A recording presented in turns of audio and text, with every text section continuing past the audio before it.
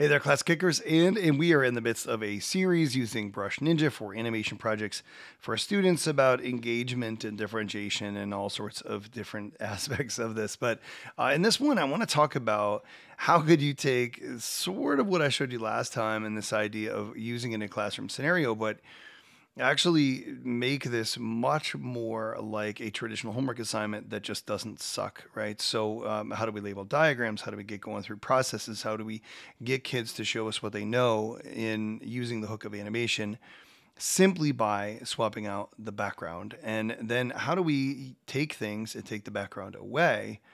And maybe jump into making our presentations even better. I'll show you that one as well. Today, I want to talk about how when you export or when you create a new document, you can change or tweak a couple of settings to make it insane. So I'm going to scroll down and I showed you in one of the earlier videos that you can change your frame rate right here. So I only have one frame, so it's not going to make any difference if I click this. 6 frames per second, pretty good. Half of the industry standard 12 is typical of animation unless, you're creating something for Pixar. But right next to it is this select a background. And this is really cool for me. I was a 7th grade science teacher forever. And kids are horrible at graphs.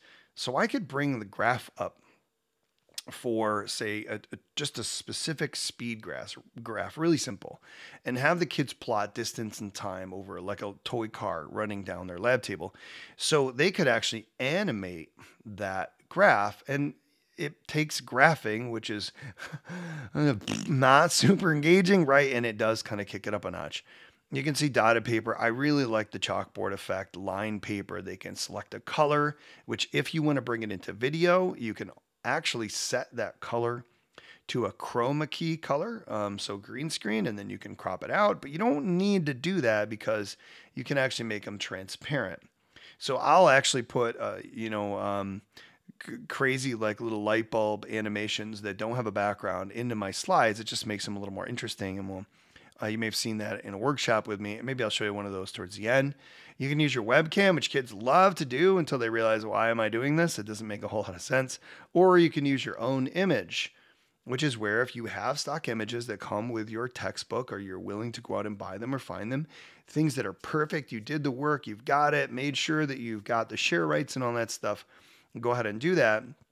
Or you can just search for one. So if I were to look for the heart, and I haven't done this, their database of images is okay. It's not amazing, but that doesn't really matter. So actually, this is pretty good. So we used to dissect the heart. I could probably use this guy right here. Let's just throw this out there as the background. It does crop it, and you don't have any control over that, at least not that I've seen. So if you don't like it, you can always go try another image and see like, if maybe there's a little something better down here. Yep, that's better. It's probably going to crop it. That's all right. We'll go with that one. Set as background. Here's the one thing I don't love. You get one background. If you add another choice here and you go to change the background on slide 2 and you go, well, I want to use that other heart it changes them both. Don't love that. Okay. But that's okay. We're going to go ahead and we'll put that back.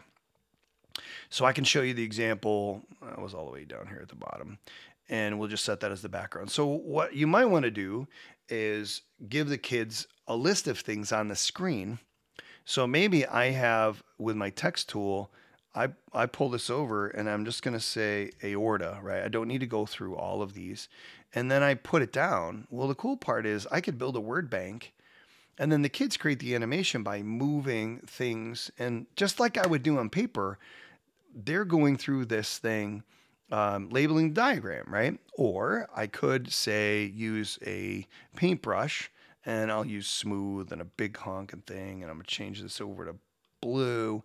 And maybe because this, I got to orient myself here. You could bring the blood coming down into the heart or out of the heart, or and animate this through. An open diagram's a lot easier to look for and kind of understand your aorta coming out of the left. This would be red. The blood would come up and through to the aortic arch, which is that red one right there. Cool. have the kids explain it. And then, as you notice down at the bottom, if you really wanted to, they build this short animation for the sounds. Like that, there's